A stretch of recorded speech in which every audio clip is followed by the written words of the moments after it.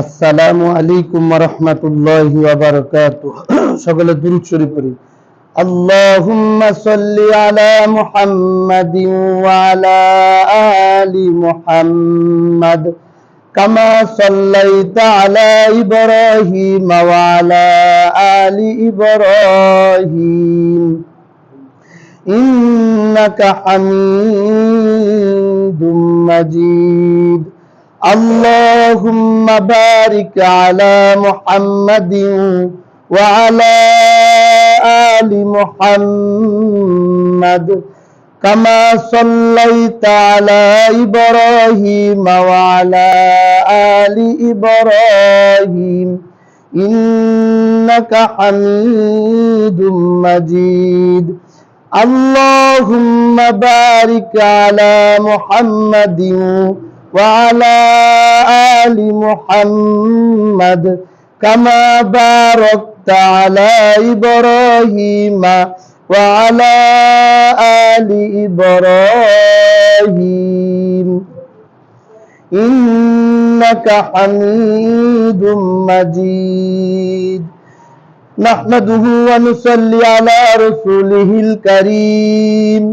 أما بعد فقد قال الله تعالى في كلامه المجيد وفرقانه الحميد. فأعوذ بالله من الشيطان الرجيم. بسم الله الرحمن الرحيم. يا أيها الناس إنا خلقناكم من ذكر وأنثى وجعلناكم شعوبا وقبائل لتعارفوا إن أكرمكم عند الله أتقاكم إن الله عليم خبير. صدق الله مولانا العظيم.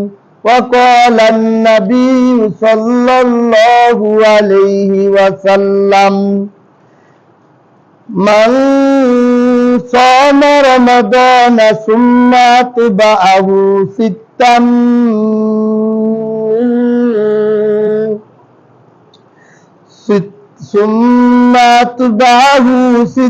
من شوال كان كصيام الدهر كله أو كما قال عليه الصلاة والسلام. আলহামদুলিল্লাহ, মহান আল্লাহ পাকের দরবারে লাখো কোটি শুকরিয়া যে আল্লাহ সুবহানাহু ওয়া তাআলা দীর্ঘ একটা মাস সিয়াম সাধনা পালন করার পরে রমজানের পরেই শাওয়াল মাসের আজকে প্রথম জুমা শুক্রবারের দিন, পবিত্র শুক্রবারের দিন জুমার দিনে আল্লাহ তাআলা তার পবিত্র ঘর মসজিদে আসার এবং বসার, দিনী কথাবার্তা কিছু কথাবার্তা আলোচনা করার এবং শোনার তৌফিক আল্লাহ তাআলা দান করেছেন। এজন্য আমরা অন্তর থেকে শুকরিয়া আদায় করি আলহামদুলিল্লাহ। রমজান মাসটা দিয়েছিলেন আল্লাহ তাআলা আমাদেরকে তাকওয়া পরহেজগারি অবলম্বন করার জন্য, অর্জন করার জন্য। আমরা এই রমজান মাস থেকে কতটুকু পরহেজগারি তাকওয়া অবলম্বন করতে পারলাম, এর উপর বহাল টিকে থাকার জন্য বাকি 11টা মাস যেন আমরা এই তাকওয়ার উপরে টিকে থাকতে পারি, বহাল থাকতে পারি, কিভাবে থাকতে পারি এই সম্পর্কে আজকের আলোচনার বিষয়বস্তু পরহেজগারি বহাল রাখার পদ্ধতি। এই বাকি 11টা মাস কিভাবে আমি এই রমজানের তাকওয়ার অর্জন যে করলাম, এই তাকওয়ার উপরে আমি কিভাবে বহাল থাকতে পারি, এই বিষয়টা কি আজকের আলোচনার বিষয়বস্তু। মুহতারাম হাজিরিন, পবিত্র কোরআনের সূরা হুজুরাতের 13 নম্বর আয়াত আমি আপনাদের সম্মুখে তেলাওয়াত করেছি। এই আয়াতে আল্লাহ সুবহানাহু ওয়া তাআলা বলতেছেন, বিসমিল্লাহির রহমানির রহিম। ইয়া আইয়ুহান নাসু ইন্না খালাকনাকুম মিন যাকারিন ওয়া উনসা। আল্লাহ তাআলা বলেন, হে লোক সকল, হে মানব জাতি, আমি তোমাদেরকে সৃষ্টি করেছি মিন যাকারিন ওয়া উনসা, একজন নারী এবং একজন পুরুষের থেকে আমি তোমাদেরকে সৃষ্টি করেছি। এই দুনিয়ার যত সমস্ত মানুষ দেখতেছি সবাই আমরা কার সন্তান? হযরত আদম এবং হাওয়া আলাইহিস সালামের সন্তান। একজন নারী আর পুরুষ থেকে আল্লাহ তাআলা আমাদেরকে সৃষ্টি করেছেন। এর পরের অংশে আল্লাহ তাআলা বলতেছেন ওয়াজআলনাকুম শুউবান ওয়া ক্বাবাইলা লিতাআরাফু।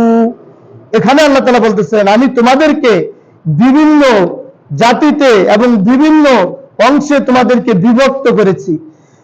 আমরা সবাই এক জাতি না, দেখা যাবে কেউ কেউ বিভিন্ন জাতি, বিভিন্ন গোত্রের, সবার বংশ এক না, সবার জাতি এক না, কেউ ধুপা, কেউ মুসি, কেউ জেলে, কেউ তাঁতি, এরকম ভাবে বিভিন্ন জাতিতে আল্লাহ তাআলা গোত্রে আল্লাহ তাআলা ভাগ করেছেন। বিভিন্ন গোত্রে এবং কি বিভিন্ন জাতিতে আল্লাহ তাআলা গোত্রের মধ্যে বিভক্ত করেছেন। কেন করেছেন? লিতাআরাফু, যাতে করে তোমরা একে অপরের পরিচয় লাভ করতে পারো। সবাই যদি বাংলাদেশি হয় তাহলে ভিন্ন দেশে আমরা চিনব কেমনে? কেউ পাকিস্তানি, কেউ ইন্ডিয়ান, কেউ ভারতীয়, কেউ সৌদি, কেউ এরকম ভাবে জাপানের। এই জন্য আল্লাহ তাআলা বিভিন্ন দেশ, জাতি, গোত্র ভিন্ন ভিন্ন ভাবে, সবার আফ্রিকার দেশের মানুষের কালার একরকম, বাংলাদেশের কালার আরেক রকম, সৌদির মানুষের রং, গায়ের রং আরেক রকম। কেন করছে? যাতে করে আমরা একে অপরের কি করতে পারি? পরিচয় লাভ করতে পারি যে এরা সৌদির মানুষ, এরা ভারতের মানুষ, এরা পাকিস্তানের লোক। পাকিস্তানের মানুষগুলি, সৌদির মানুষগুলি সব একজন উঁচা লম্বা, আর আমরা বাংলাদেশি খাটো, কালা, লম্বা, সুরা, সবকিছু মিলে ঝুলেই কি আছি। এই জন্য আল্লাহ তাআলা বলছেন যাতে করে তোমরা একে অপরের সাথে কি করতে পারো? পরিচিতি লাভ করতে পারো। এরপরে আল্লাহ তাআলা যে অংশে বলতেছেন ইন্না আকরামাকুম ইনদাল্লাহ, আল্লাহ তাআলার কাছে নিকট তোমাদের মধ্যে ওই ব্যক্তিটাই বেশি মর্যাদাশীল যে কি করে? আতকাকুম, যে নাকি বেশি কি অধিক তোমাদের মধ্যে অধিক তাকওয়াশীল, মানে আল্লাহর যে কি করে? ভয় করে। ওই ব্যক্তিটাই আল্লাহর কাছে কি বেশি মর্যাদাশীল, তোমাদের মধ্যে যে কি বেশি তাকওয়াবান, যে আল্লাহকে কি করে? ভয় করে, তাকওয়া অর্জন করে। এরপরে বলতেছেন ইন্নাল্লাহা আলিমুন খবীর, নিশ্চয় আল্লাহ তাআলা সবকিছু জানেন এবং তিনি সবকিছুর খবর রাখেন। মুহতারাম হাজিরিন, আল্লাহ তাআলা এই তাকওয়া অর্জন করার জন্য রমজান মাস আমাদেরকে দিয়েছিলেন। কে কতটুকু তাকওয়া অর্জন করতে পারছি এখন থেকে এটা বোঝা যাবে, ঠিক না? রমজান মাসে যেমন আমরা গুনাহ থেকে বাঁচেছিলাম, বাকি 11টা মাস আমরা গুনাহ থেকে বাঁচতে পারি কিনা, যদি তাকওয়া ঠিকমতো অর্জন করে থাকি তাহলে আমার কি বাকি 11টা মাস গুনাহ থেকে আমি বাঁচতে পারবো, নেক আমল করতে পারবো। আর যদি আমি ঠিকমতো আমার রূহের চিকিৎসা না হয়ে থাকে, আমি যদি তাকওয়া অর্জন করে না থাকি, তাহলে আমি গুনাহ থেকে বাঁচতে পারবো না, নেক আমল করতে পারবো না। মুহতারাম হাজিরিন, যেমনই ভাবে আমরা রমজান মাসে গুনাহ থেকে বেঁচেছিলাম, এই বাকি 11টা মাস গুনাহ থেকে যদি আমরা বাঁচতে পারি, সেই তাকওয়া আমরা অর্জন করতে পারছি কিনা। মানুষ যদি আমরা কেউ একটা না কত গুনার সাথে জড়িত ছিলাম, কিন্তু রমজান মাসে বেশিরভাগই মানুষ গুনাহ থেকে বাঁচেছিলাম, ওই জিনিসগুলি যদি আমরা ধরে রাখতে পারি, গুনাহ থেকে বাঁচতে পারি, তাহলে আমার বাকি 11টা মাস চলা সহজ হয়ে যাবে, গুনাহ থেকে বাঁচা সহজ হবে, নেক আমল করা সহজ হবে। আল্লাহ রাসূল সাল্লাল্লাহু আলাইহি ওয়াসাল্লামের কাছে এক লোক গেছে, যা বলতেছে ইয়া রাসূলুল্লাহ, আমি তো অনেকগুলো গুনাহ করি, চুরি করি, ডাকাতি করি, মদ খাই, জিনা করি, মানে এমন কোন গুনাহ নাই যে আমি করি না, মানে আমি অনেকগুলি গুনাহ করি। ইয়া রাসূলুল্লাহ, আপনি যদি আমার সবগুলি গুনাহ ছাড়তে বলেন, আমার পক্ষে কিনা এটা সম্ভব না। কি বলতেছে? নবীর জিজ্ঞাসা করতেছে, আল্লাহ রাসূল সাল্লাল্লাহু আলাইহি ওয়াসাল্লামকে বলতেছে ইয়া রাসূলুল্লাহ, আপনি যদি আমার সবগুলি গুনাহ ছাড়তে বলেন, আমার পক্ষে সবগুলি গুনাহ ছাড়া সম্ভব না। আপনি আমার একটা গুনাহ ছাড়ার কথা বলে দেন, যেন আমি ওই একটা গুনাহ থেকে বাঁচতে পারি আস্তে আস্তে। তখন নবীজি তাকে বলে দিলেন, আল্লাহ রাসূল সাল্লাল্লাহু আলাইহি ওয়াসাল্লাম, আমি তোমাকে একটা গুনাহ ছাড়ার কথা বলে দিতেছি, তুমি যদি সেই গুনাহ থেকে বাঁচতে পারো, আল্লাহ পাক তোমাকে সবগুলি গুনাহ থেকে বাঁচায় দেবে। সুবহানাল্লাহ। নবীজি বলে দিলেন, তুমি শুধু মিথ্যা কথা বলে ছেড়ে দিবা। মিথ্যা কথা বলা একটা কি মহাপাপ, ঠিক না?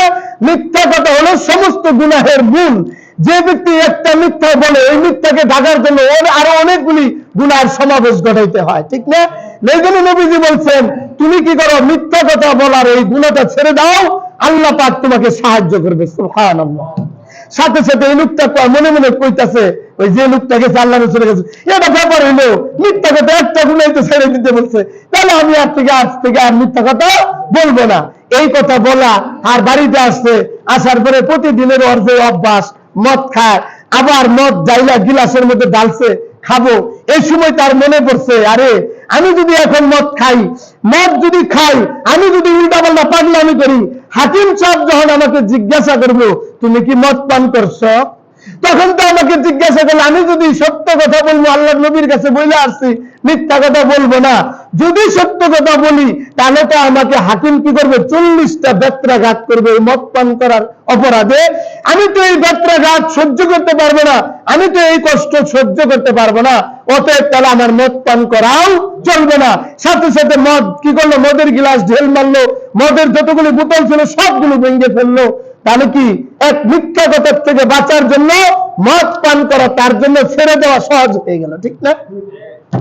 এরপরে এই ভাই আর কিছুদিন যাওয়ার পরে রাস্তা দিয়ে হাঁটতেছে, দেখে এক সুন্দরী মেয়ে সুন্দর করে হাইটে যেতেছে, মনে মধ্যে আর লালসা জাগলো, আমি এই মেয়ের সাথে জড়িত হব, গুনাহের কাজ করব, পিছনে পিছনে হাঁটতেছে, পিছনে পিছনে হাঁটতেছে, আর হাঁটতে হাঁটতেই তার মনের অজান্তে মনের থেকে জেগে উঠছে, নবী তো আমারে বলছে মিথ্যা কথা বলা যাবে না, আমি যদি এই নারীর সাথে অপকর্মে লিপ্ত হয়ে জিনা করি, হাকিম সাহেব যখন আমাকে জিজ্ঞাসা করবে তুমি কি জিনা করেছ, তখন তো আমি মিথ্যা কথা বলতে পারবো না।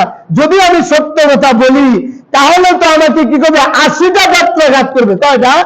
80টা বেত্রাঘাত করবে। এই বেত্রাঘাত, এই প্রহার আমি তো সহ্য করতে পারবো না। অতএব এই নারীর পিছন থেকে সে সরে আসলো, তওবা করে সে পিছন দিকে ফিরে গেল। সুবহান। এরপরে এই লোকটা আরো কিছুদিন যাওয়ার পরে একদিন মসজিদে ঢুকছে, মসজিদে ঢুকার পরে দেখে একটা লোক স্বর্ণ মুদ্রা ভর্তি একটা থলি নিয়ে মাথায় দিয়ে কি আছে, শুয়ে আছে। স্বর্ণ মুদ্রা, আমি বলতেছি তো টাকার প্রচলন, সৌদি কি স্বর্ণ মুদ্রা, রিয়াল, এগুলির প্রচলন। তো এই স্বর্ণ মুদ্রা মাথার থলি নিয়ে ঘুমায় আছে। ওই লোকটা মাথার ঘুমের অবস্থায় ওই টাকার থলি দেয়া তার মাথার থেকে সরে গেছে।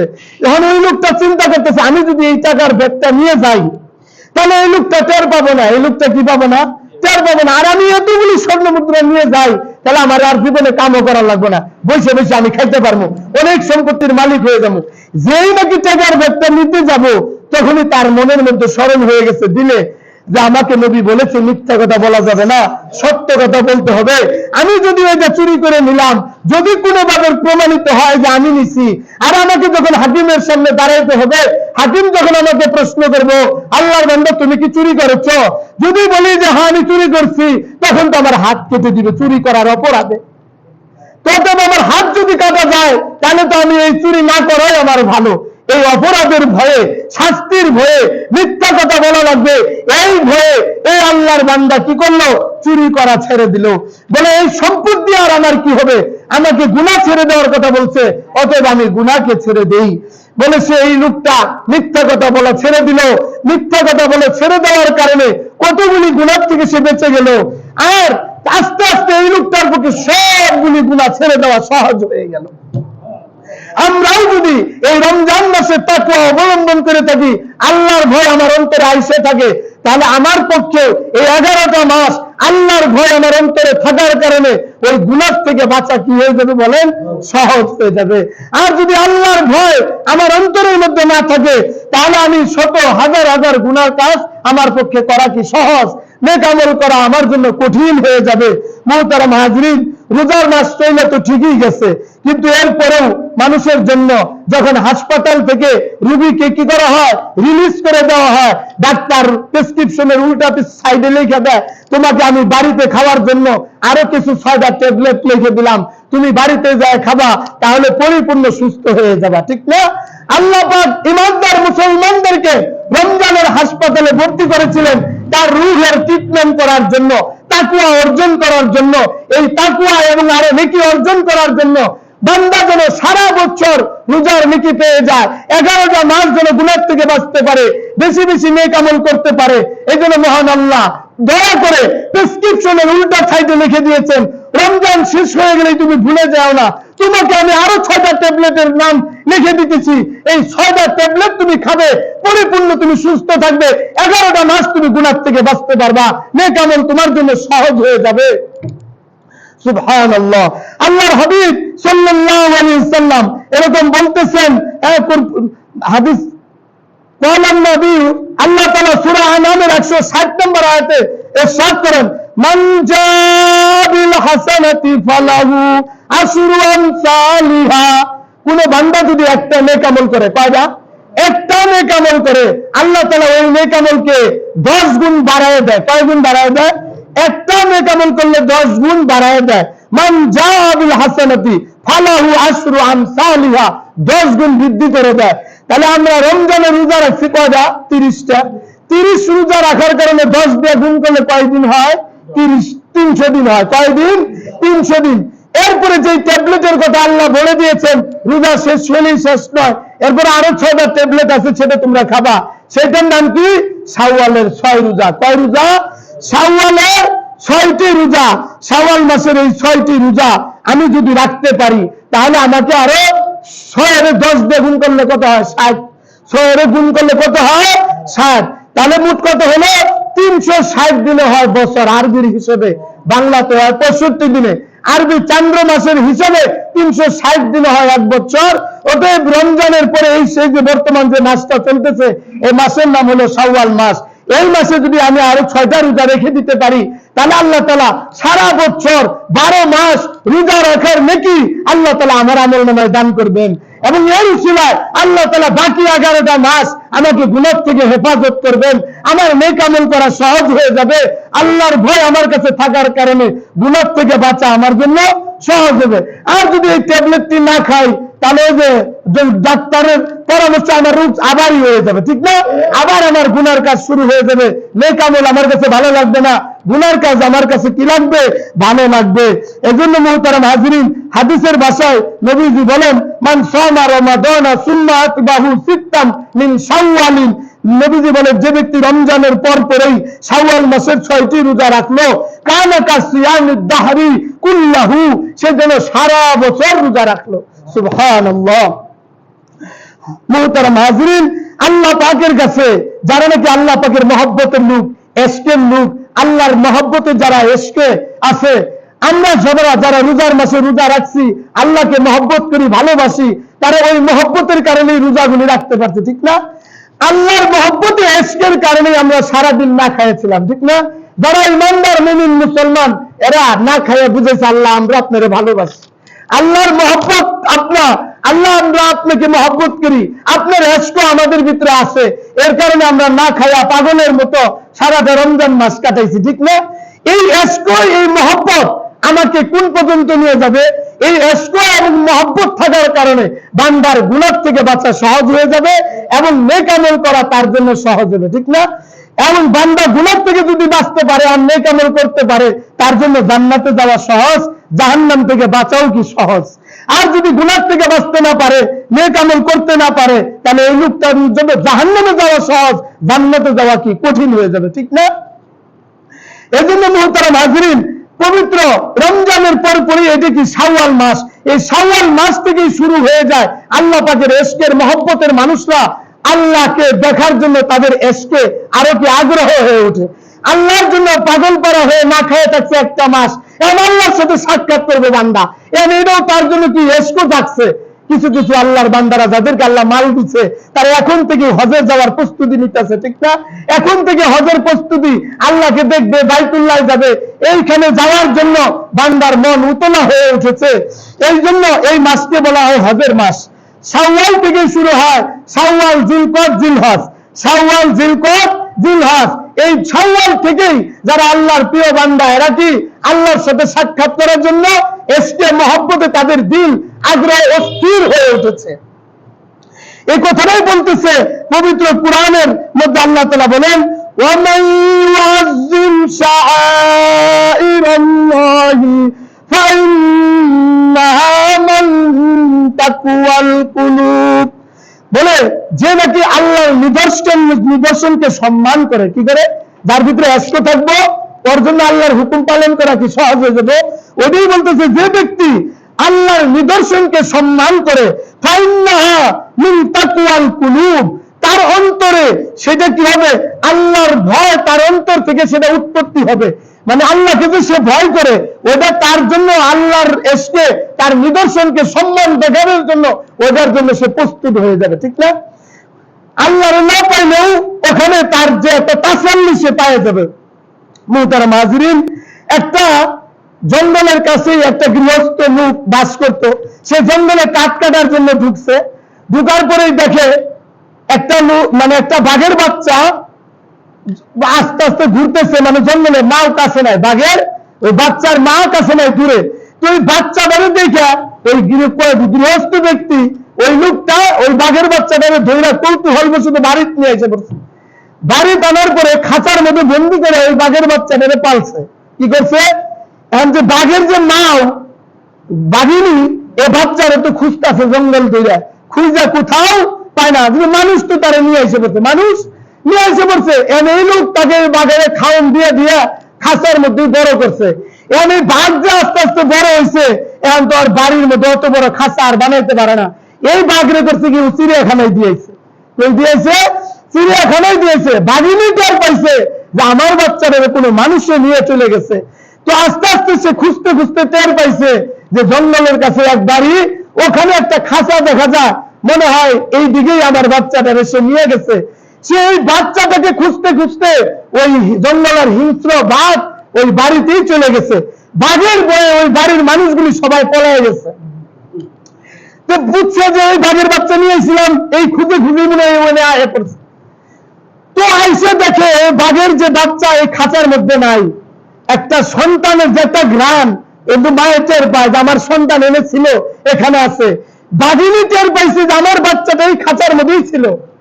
কি করব, খাঁচার মধ্যে তো বাচ্চা নেই, খাঁচার মধ্যে বাচ্চা নেই।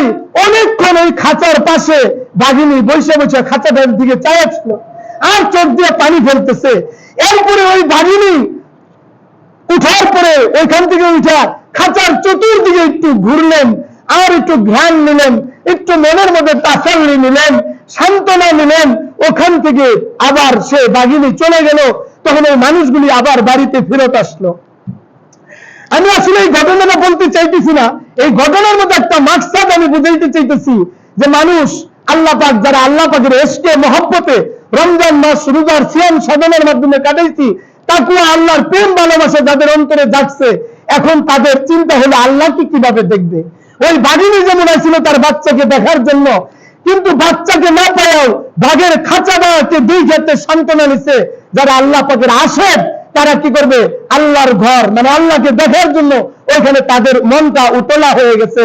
এখন থেকে তারা প্রস্তুতি নিতেছে, টিকেট ভিসা সবকিছু রেডি করতেছে। কিন্তু যারা ওখানে যাবে মক্কায় আল্লাহর ঘর বাইতুল্লাহ তওয়াফ করার জন্য, ওইখানে গেলে কি আর আল্লাহকে দেখতে পারবো? ওখানে আল্লাহর একটা ঘর, ওখানে আল্লাহর একটা নিদর্শন, ওখানে নিদর্শন রেখে দিছে। ওইখানে আল্লাহ পাকের রহমত সকিনা নাজিল হয়। ঠিক আল্লাহ পাকের এশকে যারা মাহবুব আশেক যারা ওইখানে যাওয়ার পরে আল্লাহকে দেখতে না পেয়েও, যেহেতু আল্লাহর ঘর, আল্লাহর রহমত সকিনা নাজিল হয়, ওই ভাগিনী যেমন ভাবে তার বাচ্চার না থাকাতেও সেখানে ঘুরা একটু মনের সান্ত্বনা নিছে। যারা আল্লাহর আশেক ওইখানে যাওয়ার পরে তারাও ওই করে আল্লাহর ঘরকে তওয়াফ করিয়া কি করে মনের মধ্যে সান্ত্বনা নেয়, তাসাল্লি নেয়, আর এখান থেকে ফিরত আসে। আল্লাহ পাকও ওই সমস্ত বান্দাদের জন্য কাল কিয়ামতের দিন, আল্লাহ তো বান্দার মনের খবর জানে। বান্দা আমাকে দেখার জন্য আমার ঘরের কাছে গিয়েছিল, দেখতে পারে নাই। কাল কিয়ামতের দিন আল্লাহ তাআলা ওই সমস্ত ঈমানদার মুমিনদেরকে আল্লাহ তাআলা দিদার লাভ করাবেন, আল্লাহ তাআলা তাদেরকে দেখা দিবেন। সুবহানাল্লাহ। এই জন্য আল্লাহ পাকের ইশক আর মহব্বত আমার দিলের মধ্যে কি চাই, থাকা চাই। আর এই ইশক আর মহব্বতই আমাকে গুনাহ থেকে বাঁচাবে। নেক আমল করা আমার জন্য কি হয়ে যাবে বলেন, সহজ হয়ে যাবে। আল্লাহর প্রতি ইশক মহব্বত যদি না থাকে, তাহলে আমার কি হবে না, গুনাহ থেকে বাঁচা কঠিন হয়ে যাবে, নেক আমল করাও কঠিন হয়ে যাবে, গুনার কাজ আমার থেকে সহজ হয়ে যাবে। গুনার কাজ করা আমার জন্য কি হয়ে যাবে, সহজ হয়ে যাবে।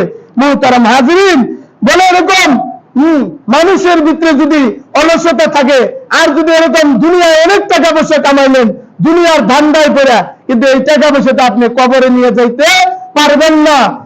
মুহতারাম হাজিরিন, এক লোক মানে বয়স্ক ভালাই এরকম এই লোক প্রতিদিন বিছানায় পেশাব করে দেয়। বিছানায় কি করে? বিছানায় পেশাব করে দেয়। তার বিবি সাহেব প্রতিদিন এই বিছানা পরিষ্কার করে। একদিন দুই দিন কয়েকদিন ভাই পরিষ্কার করা যায়? বলে অতিষ্ঠ বিবি সাহেব বলে, তোমার এই মুতের বিছানা, পেশাবের বিছানা আমি পরিষ্কার করতে করতে আমার জীবনটা হয়রান পেরেশান হয়ে গেছে। তোমার কোন ভূতে ধরছে? এই ভূতের তুমি কইতে পারো না আমরা গরিব মানুষ, অনেকগুলি টাকা দিব, এই টাকাগুলি পাই আমরা কষ্ট দূর হয়ে যাবে। তখন এই লোকটা গাচ্ছে আমার ভূতের বলবনি, তোমার কি ধরে তুমি খালি বিছানায় পেশাব করে দাও? বলে আমার একটা শয়তান আহে আয় উঠ, তোরে ঘুরে নিয়ে আহি, বেড়াই নিয়ে আহি। তুই তো ঘুরবার যাবি, বেড়াবার যাবি, উঠ বেড়াবার যাবি, তাহলে তুই পেশাব টেশাব করে না। বলে আমি যখন পেশাব করি, আমি তো মনে হয় পেশাব কেনাই করতেছি, পেশাব করার পরে দেখি আমার বিছানা ভিজে গেছে। এখন আমার তার ঘুরবার নিয়ে যায় না, খালি ওইটুকু উঠ তোরে ঘুরে নিয়ে আনু, ঘুরবার আগে তুই একটু পেশাব করে না। ওই পেশাব যখন করি, করার পর মনে হয় যে আমি পেশাব কেনাই করতেছি, করার পরে তো দেখি আমার বিছানা ভিজে গেছে। এখন বউ তো শিখাই দিছে, কালকে কবা আমি হুদা হুদা ঘুরবার যাবো না, আমারে তুমি যদি টাকা পয়সা দাও তাহলে তোমার সাথে আমি ঘুরবার যাবো। তাহলে এই লোকটা স্বপ্নে বউ শিখাই দেওয়ার কথা, এখন বউ শিখাই দিচ্ছে, স্বপ্নে তো ওই শয়তান আইছে আর বলবে উঠ তোরে বেড়াই নিয়ে ঘুরবার যাবে না। তাহলে না আমি আজকে আর বেড়াবার যাবো না, ওই করতেছে স্বপ্ন হইবে। আজকে হুদা হুদাই ঘুরাবার নিয়ে যাও, তুমি ডেলি ডেলি কিছু দাও না, আজকে যদি আমার একটা টাকার বস্তা দাও তাহলে আজকে আমি তোমার সাথে ব্যবহার হইলো, শয়তানে এটা কোনো ব্যবহার হইলো, টাকার বস্তাকে আরো বেশি দেবো, তুই উঠ রেডি হ। এখন ওই টাকার বস্তার কাছে মানে স্বপ্নের মধ্যে এক রাজ দরবারে নিয়ে গেছে, সব কিছু বসে এক বস্তার মধ্যে। এখন বস্তা এত ভারী হয়েছে ওর মাথার মধ্যে তুলে দিছে, বলে বস্তার ভারত ঠেলায় ওর তো আজকে ডেলি করতো পেশাব, আজকে বস্তার টাকার ভারে বিষ্ণু একবারে পেশাব পায়খানা করে নষ্ট করে ফেলেছে। আজকে পায়খানাও করে ফেলছে। ভাই কি করে ফেলছে? আজকে পায়খানাও করে ফেলছে বেচারা। তখন বিবি সাহেব যখন ঘুম থেকে উঠছে, কি অবস্থা, আজকে গন্ড বিছানায় টিকাই যেতেছে না, কি করছো? বলে তোমার কথাই তো, আজকে টাকার বস্তা নিবার যায় মাথায়, এই টাকার বস্তার চাপে তো আমি বিছানায় নষ্ট করে ঢালেছি। তখন বিবি সাহেব আগে ভালো আসছিল, এই টাকার বস্তা লাগবে না তোমার, তুমি যে আগে পেশাব করতে তাও কমই আসলো, আজকে যে তুমি বিছানায় পরিপূর্ণ নষ্ট করে ফেলাইছো। ভাই আসলে ঘটনাটা শুনে আমরা হাসলাম, কিন্তু এই ঘটনাটা বলা মাকসাদ না। এখানে বুঝাইতে চাইতেছি, দুনিয়ায় যতই আমি টাকার পাহাড় করি না কেন, যতই টাকা পয়সা জমাই, আমার কবরে যে আমি চলে যাবো, ওই লোকটাকে স্বপ্নের টাকা পয়সা কি বাস্তবে আনতে পারছিল? আমি আপনি এই দুনিয়াটা স্বপ্নের মাধ্যমে আছি, আমার স্বপ্নটা তখনই ভেঙে যাবে যখন আজরাইল আলাইহিস সালাম আমার সামনে এসে যাবে। আমার যখন মৃত্যু নামক মানে আমার মৃত্যুর সেতু যখন পাড়ি দিব, আমার যখন এই দুনিয়ার ঘুম ভেঙে যাবে, তখন আমার বুঝে আসবে এই দুনিয়ার গাড়ি বাড়ি অট্টালিকা সয় সম্পদ কোনো কাজে লাগবে না, আমার শুধু কাজে লাগবে ঈমান আর আমল। দুনিয়ায় যেমন আমি এক দেশ থেকে আরেক দেশে যাইতে গেলে আমার বাংলাদেশের টাকা তখন অচল, ঠিক না? বলে আমার এই দুনিয়ার টাকা অচল, ইন্ডিয়া যান, ভারত যান, সৌদি যান, তখন টাকা লাগবে, ডলার লাগবে, রুপি লাগবে, এগুলি তখন লাগবে। কিন্তু আমার কবরে যে যেমন 3.5 হাত মাটির নিচে, আমার এই টাকা পয়সা কোনো কাজে লাগবে, শুধু লাগবে কি বলেন? ঈমান আর আমল। ঈমান আর আমল নামক ডলার তখন আমার ওই কবরের মধ্যে কি লাগবে? কাজে লাগবে। আপনারা বাদশাহ আকবরের নাম শুনেছেন। বাদশাহ আকবর রাত্রের বেলায় উনি কি করতেছেন? একটু দরবারের কাজ করতেছেন। এমন সময় একটা বাতাস এসে তার সামনে যে মোমবাতি ছিল, আগে তার এত উন্নত মানের কারেন্টের বাতি ছিল না, মোমবাতি জ্বলতেছে, একটা বাতাস এসে তার মোমবাতিটা, সামনের মোমবাতিটা নিভে গেছে। হঠাৎ করে যখন আপনারা দেখবেন কারেন্ট চলে যায়, তখন ঘরের বেড়ে অনেক অন্ধকার হয়ে যায়, ঠিক না? তখন ওই বাচ্চার সামনের মোমবাতিটা যখন নিভে গেল, সাথে সাথে অনেক অন্ধকার হয়ে গেল। অন্ধকার হওয়ার সাথে সাথে ওই বাচ্চার মনের মধ্যে একটা ভয় ঢুকে গেল, ভয় ঢুকে গেল, হাই আমি একজন বাদশাহ, হ্যাঁ এরকম বাদশাহ আকবর, আমি এই মোমবাতি থেকে নিবানোর থেকে বাঁচাইতে পারলাম না, মোমবাতিটা নিভে গেল, এত ঘন ঘুটঘুটে অন্ধকার হয়ে গেল। অন্ধকারের মধ্যে আমার ডর করতেছে, আমার একটু সৈন্য সামন্ত কেউ এই মোমবাতিটাকে নিবানোর থেকে বাঁচাইতে পারলো না। পারছে ভাই? কেউ পারে নাই। তখন ওর দিলের মধ্যে এমন একটা ভয় ঢুকছে, আরে আমি তো জানি মুসলমান হিসেবে মুসলমানের প্রথম গাড়ি হবে কবর, ওই কবরের মধ্যে আমার রেখে আসবো, ওই কবরের মধ্যে বাতি নাই, খেতা নাই, বালিশ নাই, আমি ওই অন্ধকারের মধ্যে কিভাবে থাকবো? বাদশাহ আকবর এরকম রাজ দরবারে গেছে, তার সিংহাসনে বসছে। আজকে বাদশার মনটা খুব খারাপ, মনটা কি বলেন? মনটা খুবই খারাপ। কেউ কোনো কথা বলার সাহস পাইতেছে না। একজন লোক ছিল, তার নাম ছিল বীরবল, ও সে ছিল হিন্দু। সে বাচ্চাকে মানে ঝড় ভাঙ্গে সে জিজ্ঞাসা করতেছে, বাচ্চা জাহাপনা, আজকে আপনার মনটা খারাপ কেন? দয়া করে কি বলবেন, আপনার কি হয়েছে? ওই বাচ্চা ওই বাতি নিভে যাওয়ার ঘটনাটা তাকে খুলে বললো। বলার পরে বলতেছে, দেখো দুনিয়ার সামান্য মোমবাতিটা নিভে গেছে, বাড়ির মধ্যে অন্ধকার হয়ে গেছে, আমার দিলের মধ্যে ভয় ঢুকে গেছে। তাহলে আমারও যে কবরে শোয়া রাখবে, ওইখানে তো আমার কোনো বাতি দিবে না, আমি ওইখানে কেমনে থাকবো? কি বলতেছে? বীরবল হিন্দু মানুষ, কথাটা খেয়াল করে শুনেন। ওই বীরবল হিন্দু, অনেক বুদ্ধিমান ছিল সে, এরকম তার অনেক বুদ্ধি। সে বুদ্ধি করে বলতেছে, আপনি তো মুসলমান, আপনার মুসলমানের নবীর নাম কি? বলে হযরত মুহাম্মদ রাসূলুল্লাহ সাল্লাল্লাহু আলাইহি ওয়াসাল্লাম। তাহলে সে মুহাম্মদ রাসূলুল্লাহ সাল্লাল্লাহু আলাইহি ওয়াসাল্লাম কত বছর হায়াত পাইছেন? কি কইতেছে? তার জিজ্ঞাসা কত বছর হায়াত পাইছে? বাদশা আকবর উত্তরে বলে, আমাদের নবী হায়াত পাইছে মাত্র 63 বছর। কয় বছর? বলে 63 বছর হায়াত পাওয়া সারা দুনিয়া তিনি আলোকিত করে ফেলাইছেন। কি করছে? সারা দুনিয়ার মানুষ আজকে হেদায়েত পাইছে না? পৃথিবীর আনাচে কানাচে কালেমাওয়ালা লোক আল্লাহ তাআলা পৌঁছায় দিছে। তখন তিনি প্রশ্ন করে, 63 বছর পরে আজ থেকে কতদিন হয়েছে বলতে পারেন? বলে আজ থেকে ওই জামানার কথা বলতেছে, 800 বছর হয়েছে। বীরবলকে বলতেছে 800 বছর হয়েছে নবীজি দুনিয়ার থেকে চলে গেছে। তিনি যেহেতু 63 বছরের জিন্দগিতে পুরা পৃথিবী আলোকিত করেছেন, তার কবরে অবশ্যই কোনো অন্ধকার নাই, তার কবরেও আলো আছে। কি বলতেছে? বীরবল বলতেছে, আপনি যদি সেই আলোকিত মানুষের অনুসরণ করেন, আল্লাহ তাআলা আপনার কবরেও আলোর ব্যবস্থা করে দিয়ে দিবেন। সুবহানাল্লাহ। একটা হিন্দু মানুষের মনের আকীদা বিশ্বাস কি? মুসলমানের নবীর অনুসরণ যদি আমি করি, আমার কবরে অন্ধকার থাকবে না। আমার কবরের মধ্যে প্রশ্ন করবে, মান রব্বুকা মান দীনুকা মান নাবিয়ুকা, তোমার রবকে, তোমার দিন কি, তোমার নবীকে, এই প্রশ্নগুলি উত্তর করা হবে। হাদিসের মধ্যে আছে এরকম ভাবে, কেউ যদি নবীর অনুসরণ করে, হ্যাঁ, মানে আহাব্বা সুন্নতি ফাকাদ আহাব্বানি ওয়া কানা মাই ফিল জান্নাহ। নবীজি বলেন, যে ব্যক্তি আমাকে অনুসরণ করলো, সে কি করলো? যে আমার সুন্নতকে অনুসরণ করলো, সে আমাকে অনুসরণ করলো, আর যে আমাকে অনুসরণ করলো, সে আমার সাথে জান্নাতে থাকবে। সুবহানাল্লাহ। অর্থাৎ আমরা যদি সেই নবীর 63 বছরের জিন্দেগি আমাদের জীবনের মধ্যে ফিট করি, সুন্নত অনুযায়ী আমার জীবনকে চালাই, তাহলে আমার কবরে অন্ধকার থাকবে ভাই। হ্যাঁ, আমার কবরটা হবে জান্নাতের টুকরা। আমার কবরে সওয়াল জবাব করার সাথে সাথে সেই উত্তরগুলি পেয়ে যাব। মুহতারাম হাজিরিন, আমাদের একটু অলসতা, এই জন্য আমরা কি করতে পারি না? নেক আমল করতে পারি না, গুনাহ থেকে বাঁচতে পারি না। এক রাজার দরবারে 2 জন লোক রাখছে বডিগার্ড হিসেবে। কি হিসেবে? রাজা মানুষের বডিগার্ড লাগে না? 2 জন লোক রাখছে বডিগার্ড হিসেবে। এই বডিগার্ড কোনো কাম নাই, কাজ নাই, যখন লাগে তখন একটু দিতে হয়। খাইয়া দাওয়া খাইতে খাইতে মুড়া হয়ে গেছে আর অলস হয়ে গেছে, কোনো কাজই করে না। এখন মানুষের চিন্তা করে এই দুইটার খেদমত করতে করতে আমরা তো হয়রান। এদের আর কি করবো? এদের কামে লাগান না। ওরা যে ঘরের মধ্যে থাকে, ঘরের মধ্যে দিচ্ছে আগুন লাগায়। কি দিছে? ঘরের মধ্যে আগুন লাগাই দিছে, তাও অলস দুটা কি না বাইর হইতেছে না। ঘরের মধ্যে আগুন লাগাই দিছে, তাও অলস দুটা ঘর থেকে বাইর হয় না। এরপরে মানুষ ভাবলো, আরে ঘর যদি চলে যায়, এই মানুষ দুটো তো মরে যাবো, বলে আগুন নিবে ওই দুটোরে বাইর করছে। ঘরের থেকে বাইর করে কয়, এই দুটোর তো ঘরে রাখবোই না, এখান থেকে বাইর করে দেবো। এই 2 জন ব্যক্তির জঙ্গলে নিয়ে রেখে আসছে। কই? জঙ্গলে নিয়ে রেখে আসছে। দুজনেই অলস, দুজনেই অলস। এক ব্যক্তি আরেক ব্যক্তির কয়, ভাই এখন আর আমি খেদমত করা করবো। বলে তুমি জায়গায় থাকবা, আমি ঘুমাবো একদিন, আমি একদিন জায়গা থাকবো, তুমি একদিন ঘুমাবা, আমার খেদমত করবা। এইভাবে 2 জন পালাক করে জঙ্গলে থাকা ধরছে। এখন দুজনে, একজন শুয়ে আছে, একজন বসে আছে। এক মানে একজন শিকারী ঘোড়া নিয়ে জঙ্গলে ঢুকছে, দেখে গিয়ে 2 জন মানুষ শুয়ে আছে। এখন যে লোকটা শুয়ে আছে, ওই লোকটা ওই শিকারী লোকটারে ডাকতেছে, ভাই একটু এদিকে আসেন। কি হয়েছে তোমার? বলে একটু কাছে আসেন, একটু দরকার। ডাকতেছে, বলে আসার পরে বলে, যে ভাই আমার বুকের উপরে একটা বড়ই পড়ে আছে, বড়ইটা আমার মুখে তুলে দেন। কি কয়? ও ঘুরার থেকে নাই না, ওর বুকের মধ্যে একটা বড়ই পড়ে আছে, ওইটা তুলে দিবে, এরপরে বলে ও খাবো।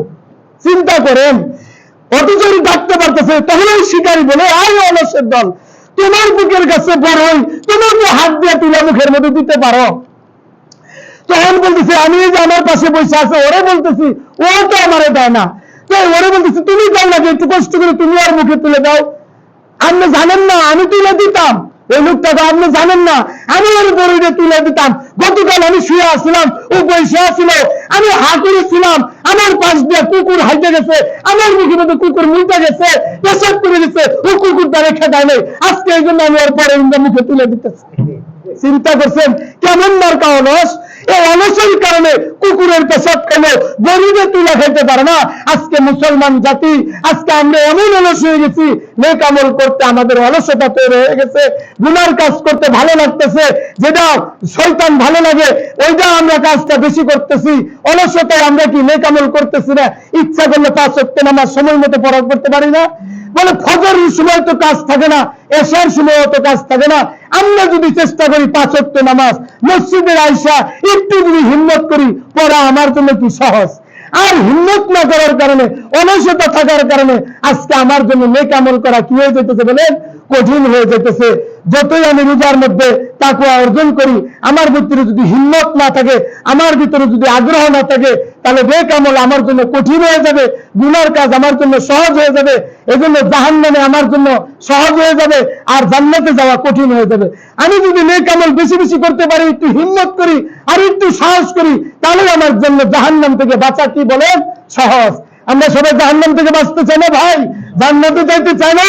এই জন্য আমরা সবাই এই শাওয়াল মাসে 6টা রোজা রাখবো, আর 6টা ট্যাবলেট, অর্থাৎ এই 6টা রোজা যদি রাখি, আল্লাহ তাআলা আমাদেরকে 1 বছর রোজা রাখার নেকি দান করবেন।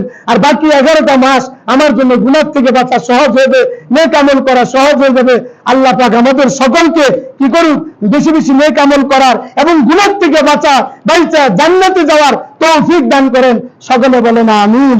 যারা কবলাল জুমা সুন্নাত পড়েন পড়ে নেন। স্টপ থামা।